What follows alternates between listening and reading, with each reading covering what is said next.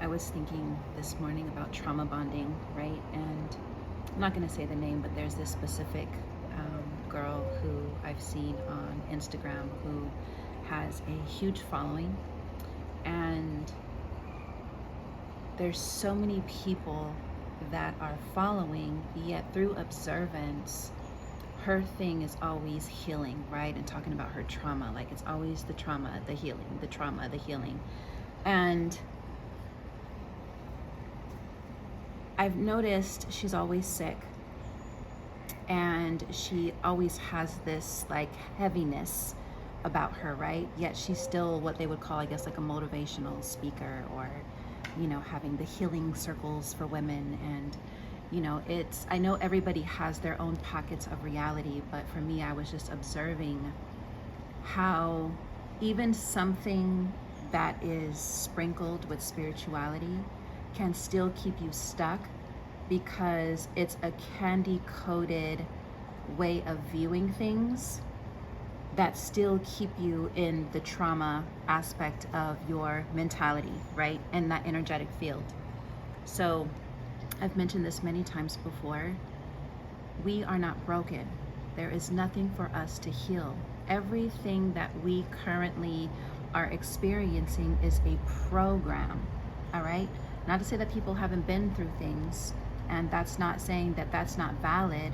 What I am saying is that now you get to choose the frequency in which you want to experience the next version of yourself. And if you keep constantly reaffirming to yourself that you're damaged, you need healing, and all of that, then you're telling your body that it is sick. Your body does not, actually, I'm not going to say that your body doesn't not want to be sick. I'm just saying that mentally, right, consciously, you're implanting these thought forms within your cells. And if you can visualize this for a minute and really take the time to stop and think about, where are my thoughts going throughout my body? How I'm speaking to myself, where am I igniting this fire within me, whether it's of sickness or whether it's of healing or whether it's of trauma? And how am I speaking to my body? And if I speak this into my body, what am I going to experience, right? I'm all about preventative maintenance. And I used to be in that healing circles and women's circles, and I used to do all that shit. I'm not into that anymore, because I don't want to trauma bond with anybody in my life anymore. I don't want to talk about my past. I don't want to talk about the version of who I was that I'm not in this current state, or who I'm moving forward to. I don't want to get in kumbaya circles talking about how our parents fucked us up. I just do not want to shift myself back into that old version of myself. And sometimes we have to pay attention to this, because again, it gets coded through spirituality, which is why now spirituality is something I'm eliminating myself from. It served its purpose, yes, but now for me, I'm all about realizing that this is an energetic game, right? Everything happens through where I put myself, where I place myself, people I'm having sex with, people that I'm surrounding myself, conversations I'm having with people, conversations that I'm having with myself, first and foremost. Where places that I'm going and just spending my time. Is it in large groups of people? And energetically, I just cannot, my body just does not allow me to do that anymore, and so I just wanted to share this, because I had bypassed that this morning, and I thought to myself, God, I used to be there, I used to preach this whole, I need healing and we need healing. A wound on the physical body needs healing.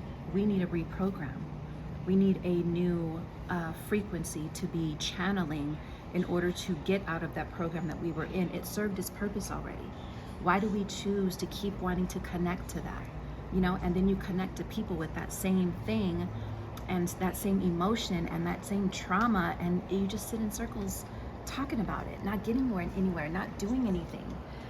So when you begin to align yourself to the energetic game and realize that everything is subconscious and conscious energy, and you live from the now moment of yourself and realizing that you are everything already, and begin to worship yourself as the God and goddesses that we are, all right, me, priestess, the priestess that I am, then that's when everything that you do is defined by how you wake up every morning, how you're feeling, living with more accountability and being able to feed yourself nothing but good nutrients. And I'm not talking just the physical aspect of a diet or things that we're feeding ourselves. I'm speaking about, your language, your self-love, your environment, being intentional, and I think that's super important. We don't need healing. We just need a new program. We need to tell a new narrative. You need new players in your game. The old game is played out. And, I think another beautiful thing too is remembering that there are no goals, because when you have to sit back and set a goal, you're telling yourself that you don't have this currently. And as I mentioned before, living in the end, this should be our main focus. If something wants to uproot itself when you're on this journey of enlightenment, that might have been a planted seed of old debris, let it fester up.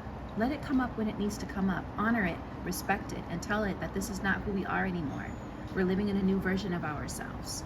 You know what I'm saying? And living in the present moment, because that is going to happen. We are going to experience debris of ourselves in that old programming, because everything is a memory.